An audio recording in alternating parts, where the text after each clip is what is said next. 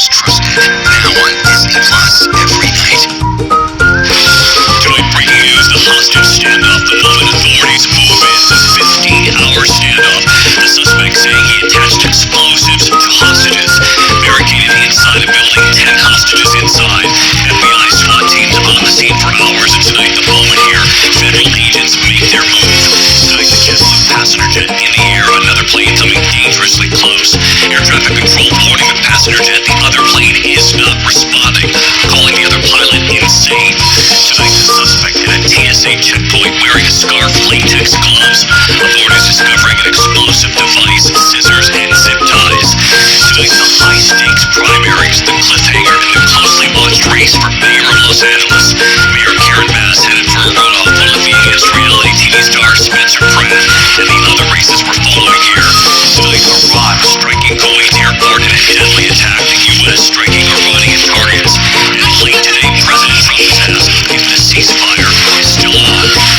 Tonight the high-rise fall, or was it murder? New surveillance showing an executive and the man who police say pushed him off the 25th floor.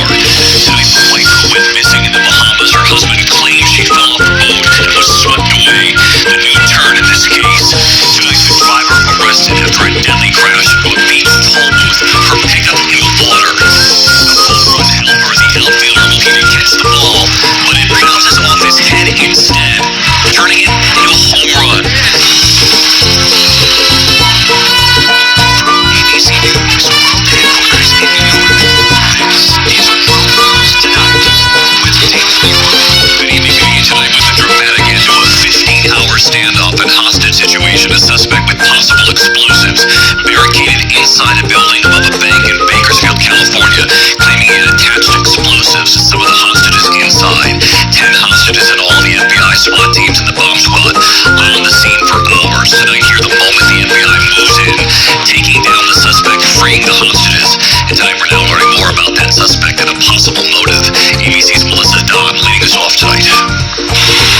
Tonight, the tense 15-hour standoff bringing downtown Bakersfield, California to a halt.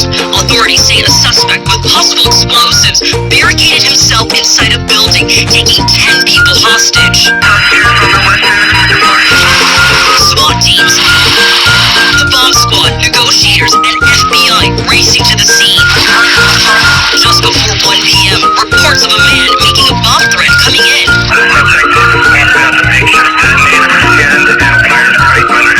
He also told law enforcement that additional explosives had been attached to some of the hostages. Authorities say the suspect, identified as 41-year-old Anthony Scott Searles Harris, tied up 5 of the hostages, holding employees of the Kern County Superintendent of Schools on the second floor of this building above a Chase Bank. We also had a hostage in there that we knew because the individual, she had her phone with her and was in communication with us until the phone died. The first hostage released around 4 p.m., the second 4.5 hours later in exchange for food and water.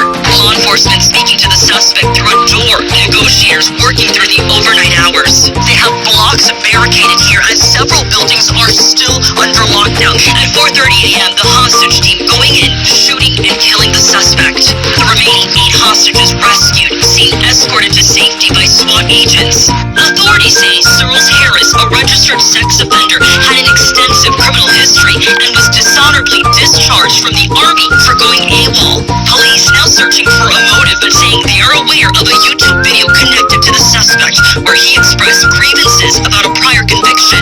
David, authorities confirmed that the suspect had some sort of device on him, but bomb technicians say so far that device was not active. David? Saddam has been on the scene for us. Melissa, thank you. Tonight, the alarming close call between a JetBlue passenger jet in midair and another plane. This played out just minutes before landing at the airport in Fort Lauderdale.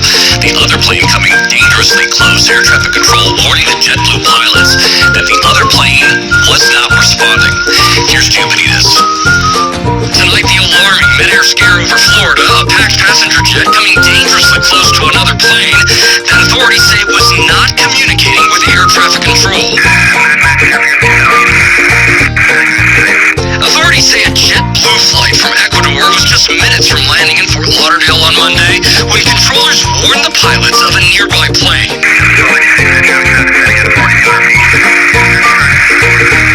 short time later, those JetBlue pilots receiving an alert on the flight deck, controllers alerting other pilots.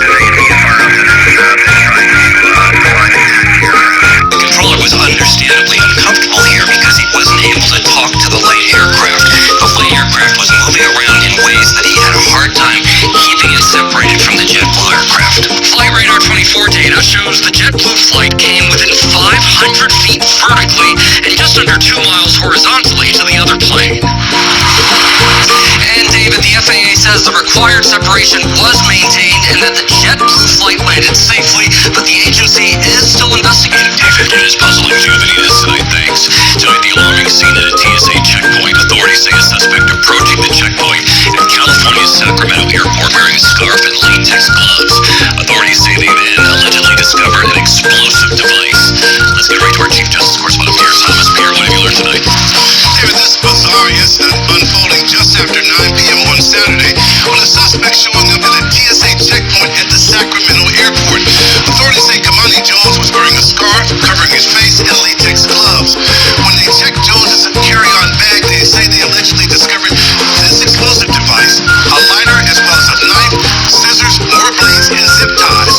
According to the TSA, if the explosive device had detonated next to a window, it could have caused significant damage and a loss of cabin pressure. If convicted, Jones faces a maximum of 5 years in prison. FBI says Jones has a history of paranoia. David, Pierre Thomas, live in Washington. Pierre, thank you. Tonight to the war in Iran, President Trump was asked late today, is this ceasefire still in place?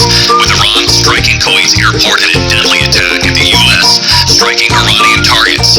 How the president responded, Mary Bruce at the White House. Tonight, Iran firing off missiles and drones, attacking U.S. allies in the Gulf. Some of the fiercest strikes since the ceasefire was declared nearly 2 months ago. The airport in Kuwait ablaze, smoke and flames, people running in terror. At least 1 killed. Iran's foreign minister calling the attacks self-defense. The U.S. and Iran have been exchanging heavy fire. The U.S. striking an empty oil tanker allegedly trying to evade the blockade of Iranian ports. Is the ceasefire with Iran still on? Well, you know, there's a reason for everything. And we hit them pretty hard. The night before and actually last night. The president saying Iran was, quote, reciprocating. In that part of the world, ceasefires when you're shooting in a moderate manner. He insists negotiations are going, quote, very well. David, 3 months into this war tonight, Congress is sending the president a powerful message. For the first time, the House has voted to block Trump from continuing this war without congressional approval. 4 Republicans joining Democrats to pass this. The move largely symbolic, but it's a striking rebuke of the commander-in-chief. David, Mary Bruce, live